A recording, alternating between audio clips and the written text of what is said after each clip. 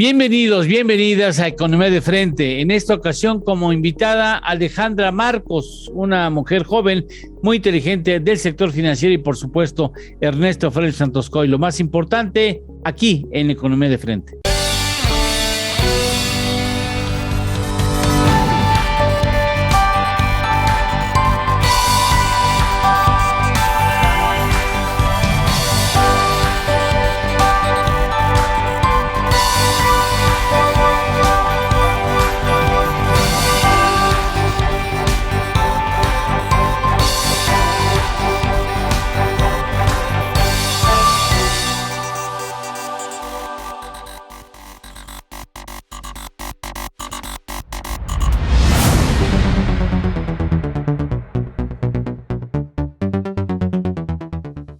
Bien, pues comenzamos primero saludando a Ernesto Félix Santos Coy para que tengas la gentileza de presentarnos a la invitada en esta ocasión. Muy bueno, pues tenemos, antes que nada, ¿cómo están todos? Tenemos en esta ocasión el gusto y el honor privilegio de tener como invitada a Alejandra Marcos. Ella es una analista sumamente reconocida, analista financiera, económico, bursátil, tiene más de 20 años de experiencia, actualmente es directora de análisis del grupo financiero Intercam, ha estado en otras instituciones como Banorte, ella es licenciada en Administración de la Universidad de Anáhuac y pues pertenece a toda una familia pues inmersa en el sistema financiero mexicano. Y pues estamos muy contentos de tenerla aquí con nosotros. Alejandra, bienvenida como invitada. Encantada, muchísimas gracias por la invitación. Bien, pues vamos a comenzar el programa con tres temas fundamentales. Vamos a ir de lo internacional a lo nacional, comenzando por la ratificación de Jerome Powell como presidente de la Fed. Después vamos a un dato de la inflación que no nos gusta en México y después, por supuesto, vamos al tema más candente en términos político-financieros, como es el caso del retiro de la propuesta de Arturo Herrera como futuro gobernador del Banco Central y la designación de Victoria Rodríguez Ceja en ese puesto que tendrá que ser analizada con lupa por los miembros del Senado mexicano. Pero bueno, vamos primero por Powell, porque al parecer Powell,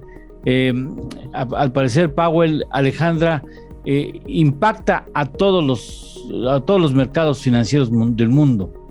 Sí, es correcto. Y tan solo esta misma semana Joe Biden ratificó a Jerome Powell por otro periodo al frente de la Reserva Federal, y esto lo que implicaría es que es posible ver una recalibración, un apretón monetario más fuerte de lo que los mercados han venido anticipando por la simple ratificación de Powell.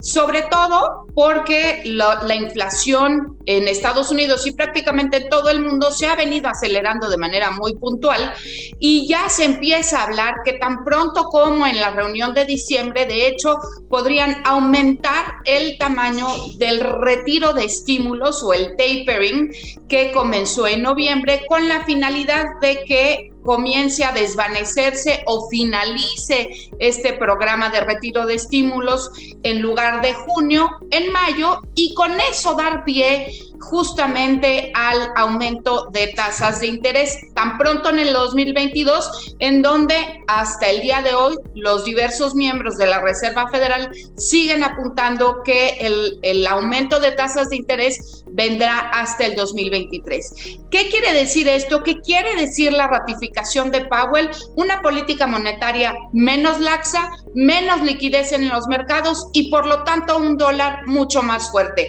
Así lo hemos visto justamente desde la semana pasada, donde el vicepresidente también del Fed, Clarida, dijo que estarían dispuestos a comenzar a hablar de esta recalibración de la política monetaria. Por eso acaba siendo tan relevante la nominación o la ratificación de Powell al frente de la Reserva Federal, que lo que va a hacer es va a dictar, ¿no?, las condiciones monetarias, pues prácticamente alrededor del mundo.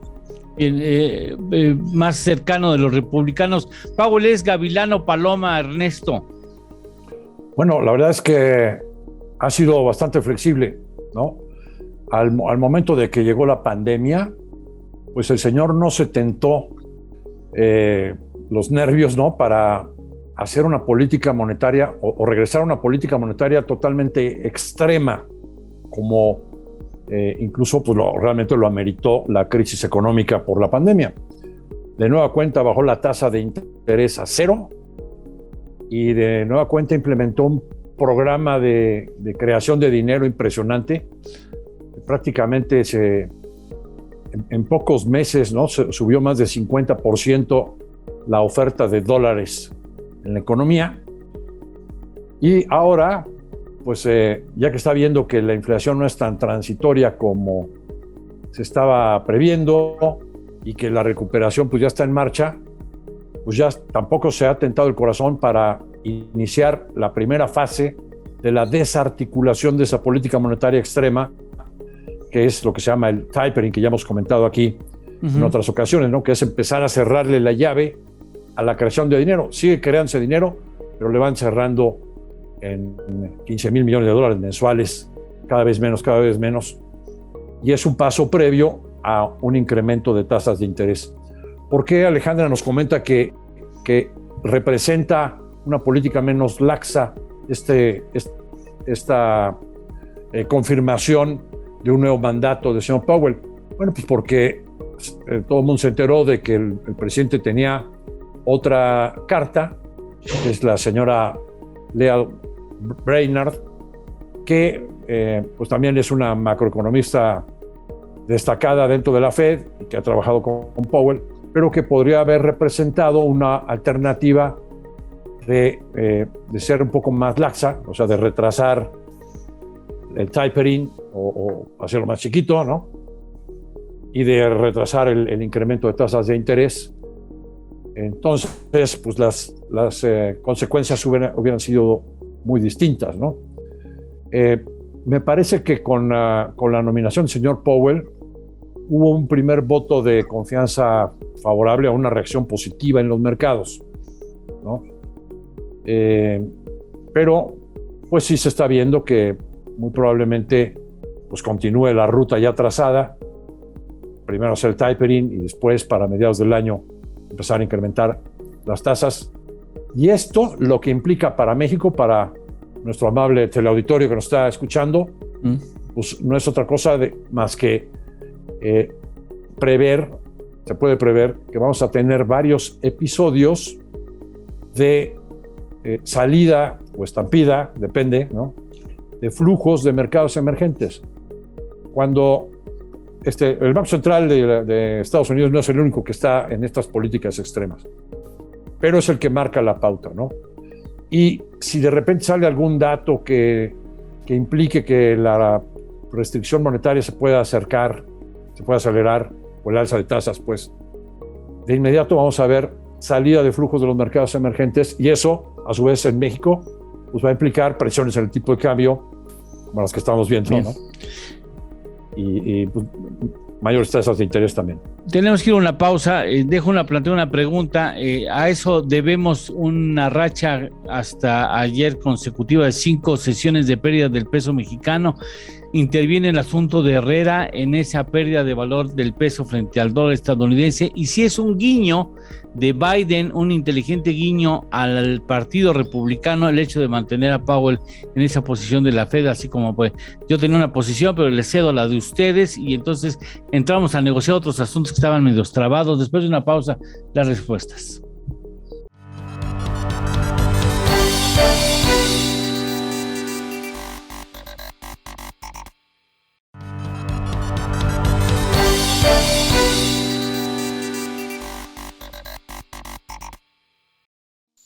A eso podemos responsabilizar la presencia de Powell, el endurecimiento de la política monetaria estadounidense. A eso podemos atribuir parte o gran parte de la pérdida de valor del peso mexicano frente al dólar, Alejandra. Sí, yo creo que, y lo hemos visto, no nada más se trata de una depreciación del peso, sino es una apreciación del dólar prácticamente contra todas las monedas, tanto duras como emergentes. Creo que lo que vamos a ver el resto del año y de cara al 2022 es un ciclo de alza del dólar. Este desescalamiento que hablaba Ernesto, que está poniendo en marcha la Reserva Federal, lo que trae como consecuencia es rendimientos mayores en el bono del Tesoro a 10 años. Tan solo en muy poquitos días ha alcanzado nuevamente niveles de 1.66 que no habíamos visto desde inicios de este año, y es natural porque ante menor liquidez en los mercados, mayores rendimientos de mejor calidad, generalmente los primeros que acaban sufriendo son los mercados emergentes, y en ese sentido pues es natural pensar que claro, nos vamos a enfrentar a mucha volatilidad el año que entra. Yo creo que, como lo decía muy bien Ernesto, cualquier dato que apunte hacia una mayor restricción monetaria va a generar un dólar más fuerte. Pero sí, finalmente creo que estamos frente a un ciclo de alza del dólar generalizado. No nada más es contra el peso, sino prácticamente contra todas las monedas alrededor del mundo. Tiene sus políticas el señor Biden, y me imagino, Ernesto, que quedar bien con esa ratificación de Powell al frente de la Fed puede ayudarle en su trato con el Partido Republicano. Desde luego que sí. Más quería comentar que lo que está diciendo Alejandra, ¿no? Sí creo, y creo que ella también, una parte del incremento del tipo de cambio se debe a Powell, pero hay otros factores que también están que vamos a atender ahorita precisamente. Así es. Ahora, a tu pregunta concreta, sí creo que es una estrategia derivada, ¿no?, de esta confirmación o ratificación de un nuevo mandato para Powell. Pues, digamos, sí es un guiño para el Partido Republicano, sí lo creo también. Sí, lo crees. Una carambola de dos bandas, por lo pronto. Ahora, un complejo escenario, porque Alejandra presionaría al Banco de México a tomar una posición más fuerte, de mayor fuerza en el incremento en las tasas de interés de referencia. El hecho de que Powell ya esté ahí, tengamos una inflación impresente y ahora una futura gobernadora del Banco Central. Sí, y antes de empezar a abordar esa pregunta, sí me gustaría señalar, tal cual como empezó a decirlo justamente ahorita Ernesto, esta debilidad del peso se ha sumado en estos últimos momentos, en estos últimos días, justamente por el retiro de Herrera y la nominación de Victoria Rodríguez como la próxima gobernadora de Banco de México. Y esto no tiene otra respuesta más que incertidumbre sobre el actuar, la conducción y la recalibración de la política monetaria en México, que va a acabar siendo fundamental para la economía mexicana en el 2022. Lo decías justamente hace rato, Eduardo, se va a juntar el tapering, se va a juntar probablemente la subida de tasas de interés, una inflación que no solo no cede, sino se ha acelerado en las últimas lecturas, y Banco de México tendría que ser muy vigilante y saber conducir esta política monetaria de manera tal que pudiera de manera muy eficiente anclar las expectativas de inflación en el mediano plazo. Y probablemente la nominación de Victoria haga una junta de gobierno un poquito más sesgada al lado Dovish o al lado de las palomas, y que por lo tanto a lo mejor Banco de México podría tolerar una inflación más elevada. No sé tú qué opines, Ernesto, pero creo que a final de cuentas los movimientos que estamos viendo en estos últimos días se están formando como una tormenta perfecta de cara al 2022. Sí, otra vez tenemos circunstancias, ¿no?, que están coincidiendo en el tiempo, que pueden generar mucha volatilidad, como lo empezamos a ver en los mercados. Quizás tengamos un cierre del año muy movidito. Simplemente, pues hoy tuvimos el dato de inflación, ayer. 7.05. Ya estamos en 7.05. Llama la atención aquí que la inflación no subyacente anda volando por ahí del 11% anual. Eso anticipa que vienen las presiones seguirán, presiones alcistas seguirán. Así es. Pero la otra no se queda atrás. 5.53, la subyacente, y es la inflación a la que le quitas en la muestra los elementos volátiles como gasolina, energía eléctrica, los precios del jitomate, la cebolla, el chile, los perecederos. Todo lo volátil se lo quitas. Esa subyacente ya está en 5.53. El máximo tolerable para el Banco de México es 4. Entonces, aunque a mí me parece que el señor Esquivel tiene razón en decir, ¿para qué sube la tasa? Esto es una inflación totalmente de costos. No, pero ahorita ya el asunto de Powell ya hace y desarticula la solidez de esa pregunta, ¿no? Hay dos cuestiones que tienen que cubrirse, dos aspectos. Uno, se necesita cada vez un premio más grande para las inversiones en pesos, para que no haya una fuga de capitales, ¿no? Y dos, necesitas hacer algo para que se vea que el Banco de México está pues mandando alguna señal para que las expectativas, lo que apuntaba Alejandra, pues no se vayan a quedar ancladas a niveles del 5, del 6 o del 7, ¿no? Nuestra perspectiva, la inflación va a seguir aumentando hacia marzo a niveles del 7.30 y a partir de entonces, si todo va bien, podríamos empezar a ver una reducción, porque también así la prevemos en la inflación importada. Planteo una pregunta antes de ir a otra pausa que ya nos alcanzó. El hecho de que sea una mujer el que pueda presidir el Banco de México, ¿le da algún sello especial a su posible participación como gobernadora? Una posición, bueno, la mujer tiene una fama de más honesta, la mujer en general como género, más honesta que el hombre. No sé si sea más dura y no sé si se le diga no, señor presidente, al presidente. Vamos a una pausa. ¿A quién le haces la pregunta? Alejandra, por supuesto, yo ya sé tu respuesta. Regresamos.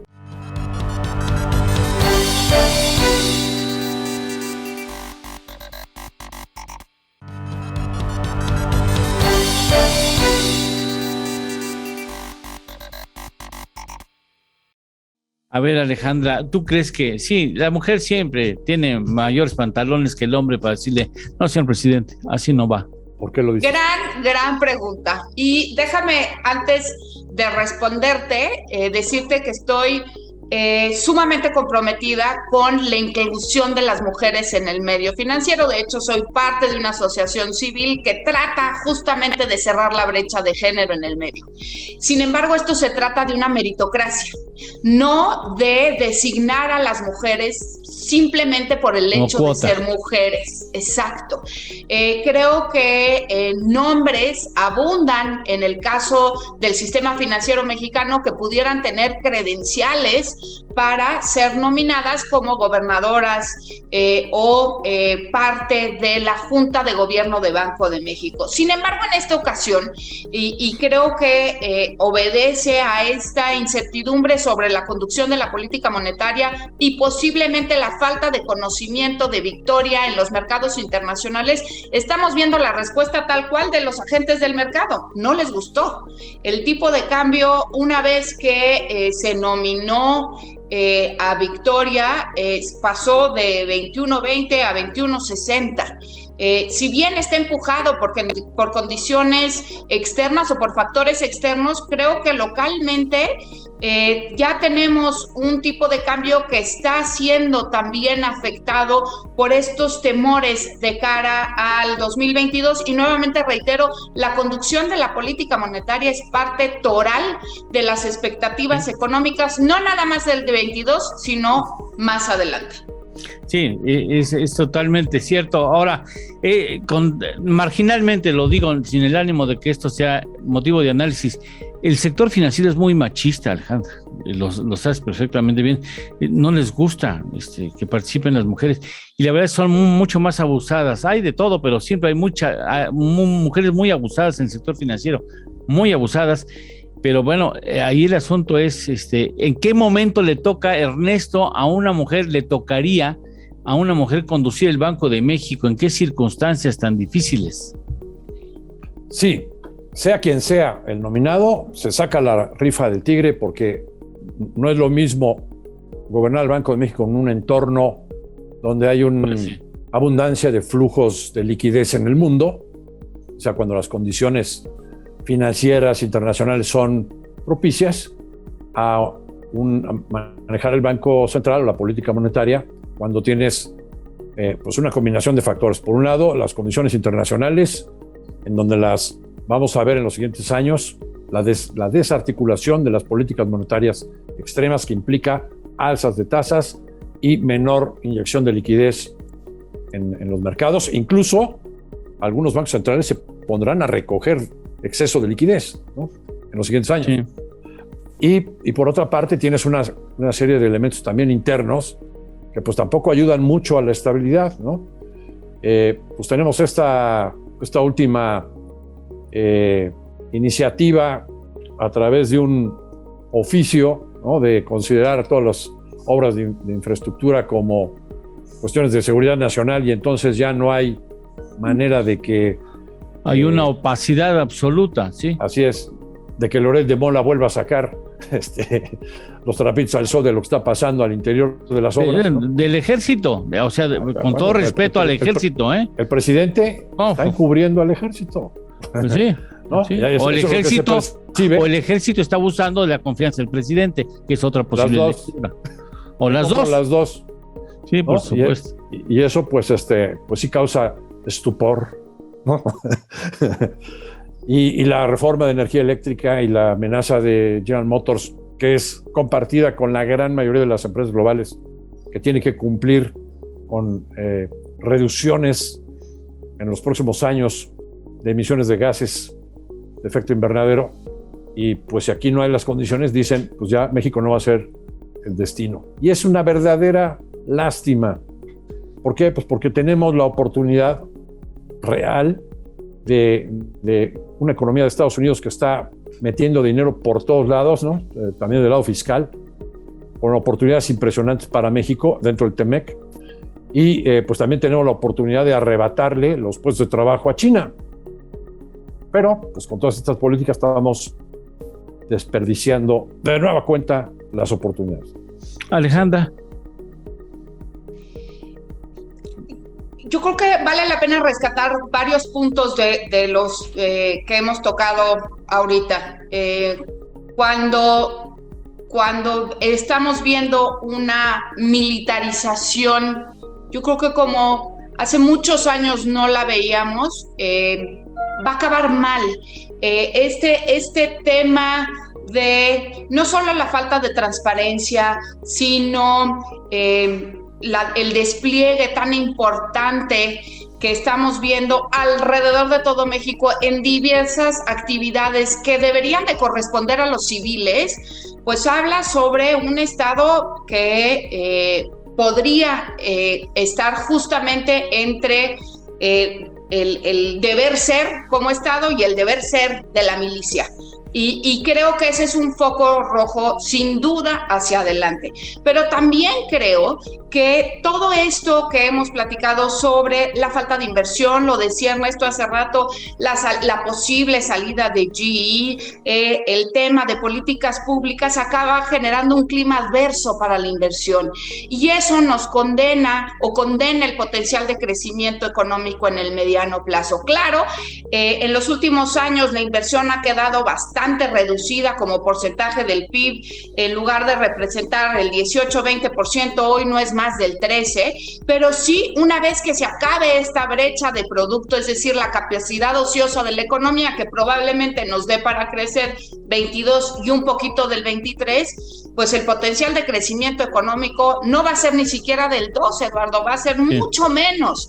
Creo que la parte más importante y el foco que nos estamos perdiendo como mexicanos es que no tenemos un nuevo ciclo virtuoso de inversión.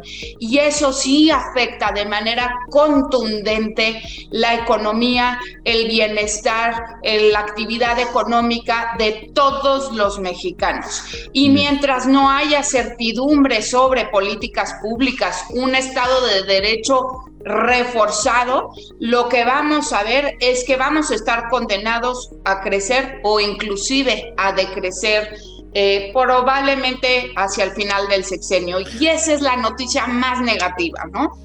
Pues qué pena que tenga que agradecerles a ustedes por la terminación del programa, porque nos quedamos sin atender algunos otros asuntos. Ojalá pronto tengamos el privilegio de escucharte, Alejandra, y de estar en esta tu casa, que será desde ahora tu casa televisiva en materia de análisis económico. Muchas gracias. Muchísimas gracias por la invitación. Encantada de estar con ustedes.